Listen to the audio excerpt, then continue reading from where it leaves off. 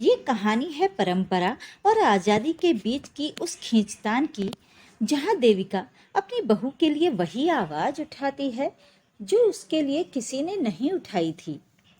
क्या परिवार की इज्जत सिर्फ बहू के आचरण से जुड़ी होती है? क्या एक औरत की हंसी, उसका नाचना या उसके शौक सम्मान की परिभाषा बदल सकते हैं? ये कहानी है उस बदलाव की, जब एक चुप्पी टूटती है और अपने लिए नहीं बल्कि अगली पीढ़ी की आज़ादी के लिए आवाज़ उठाई जाती है। तुम्हें कुछ होश भी है या तुम सिर्फ घर के कामों के लिए ही बनी हो? कहाँ ध्यान रहता है तुम्हारा? सास बन चुकी हो लेकिन अक्ल ढेले भर की नहीं है। तुम्हारी बहू बाहर क्या गुल खिला रही है, तुम्हें कुछ पता भी है? राजेश जी देविका पर चिल्लाते हुए बोले, जो उस समय कमरे में राजेश जी के लिए चाय लेकर आई थी। चाय टेबल पर रखते हुए वो हैरानी से बोली, क्या हुआ जी, इतना गुस्सा क्यों हो रहे हो? क्या कर दिया रश्मि ने? अरे, वो अपनी सहेली की शादी में गई है तो क्या नाचने के लिए गई है?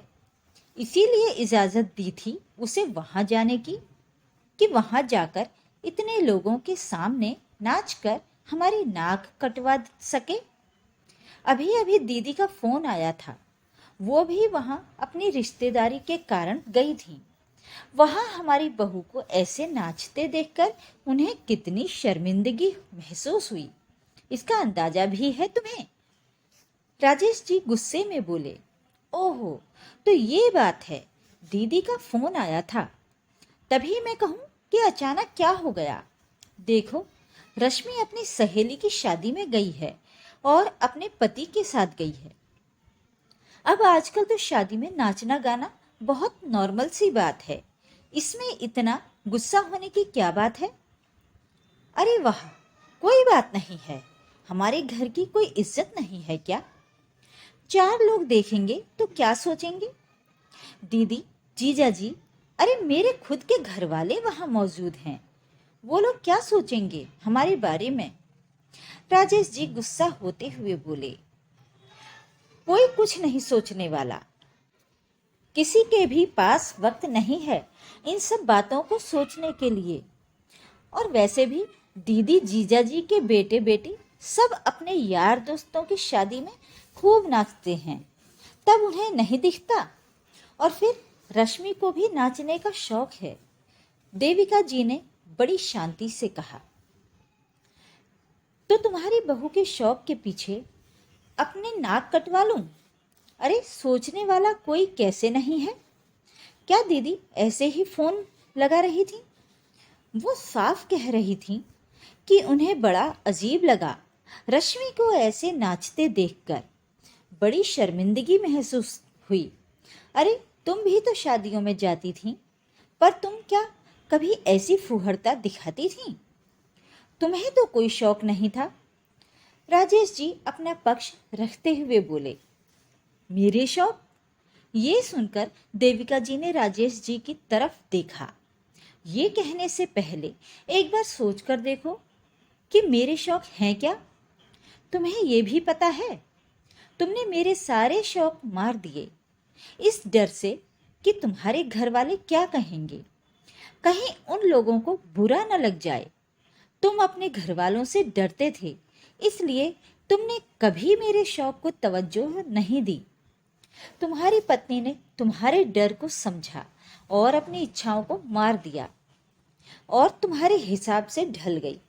लेकिन मेरा बेटा अपनी पत्नी के शौक नहीं मारना चाहता। अब उसका पति उसके शौक पूरे कर रहा है तो किसी को भी बोलने का कोई हक नहीं है। देविका के जवाब से राजेश जी चुप रह गए। आखिर वो गलत तो नहीं कह रही थी। देविका जी उन्हें वहीं छोड़कर बाहर आ गईं और रसोई में जाकर अपना काम करने लगी। राजेश जी ठगे हुए से वहीं पलंग पर बैठ गए। सचमुच कितना बदल गई थी देविका जी।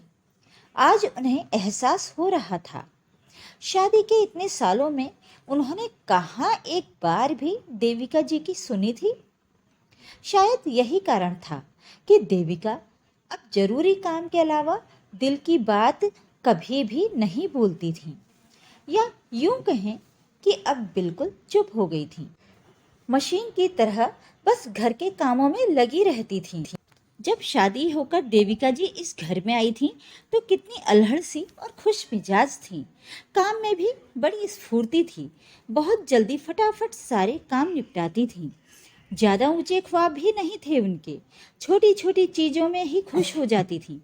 बस दो ही शौक थे उनके, और वो भी बहुत बड़े नहीं थे, बहुत छोटे छोटे से थे। एक तो गाने गुनगुनाने का, और दूसरा चाट पकौड़ी की दुकान पर खड़े होकर गोलगप्पे खाना। शादी के कुछ दिनों बाद वो अपने कमरे में अपनी अलमारी जमा रही थी। दोपहर का वक्त था, इसलिए सासू माँ और मायके आई हुई ननद दोनों अपने कमरे में आराम कर रही थी। अलमारी जमाते हुए देविका जी भजन गुनगुना रही थी। उसी समय ननद पानी लेने बाहर आई और देविका को गुनगुनाते देखकर बिगड़ गई। हमारे घर में गवैयों के लिए कोई जगह नहीं है, भले घर की बहुओं के ये लक्षण नहीं होते। ये सुनकर देविका ने कहा, पर दीदी मैं तो भजन गुनगुना रही हूँ, भगवान का नाम लेने में आखिर क्या समस्या है? उसके लिए भी एक वक्त निश्चित होता है, हर समय भजन नहीं गुनगुनाया जाता, और मुझसे जबान लड़ाने की जरूरत नहीं है। अपनी जबान को अपनी लगाम लगाकर रखो, कहकर ननद ने दुत्कार दिया। उसके बाद देविका चुप हो गई। शाम को जब राजेश जी घर पर आए तो दोनों माँ बेटी ने काफी गुस्सा किया और राजेश को साफ साफ कह दिया, समझा लेना अपनी पत्नी को, हमारे सामने जबान चलाने की जरूरत नहीं है। बिना गाना गाए काम नहीं होता है क्या उससे? तब राजेश जी ने देविका को ही समझा दिया कि घर में किसी को भी गाना गुनगुनाना पसंद नहीं है, इसलिए आइंदा वो इस तरह की हरकतें ना करें। ऐसे ही एक बार देविका जी राजेश जी और अपनी सासू माँ के साथ किसी रिश्तेदारी में शादी में गई थी। वहां गोलगप्पे भी थे। ये देखकर उनका मन भी मचल गया। वो भी गोलगप्पे खाने के लिए वहां जाकर खड़ी हो गई।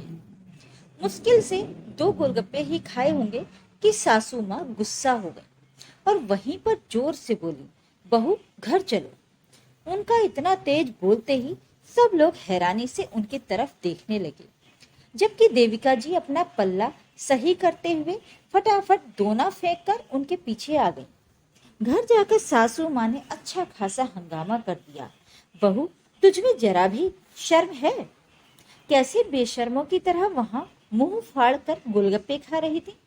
थोड़ा हमारी इज्जत का भी ख्याल रख लिया होता।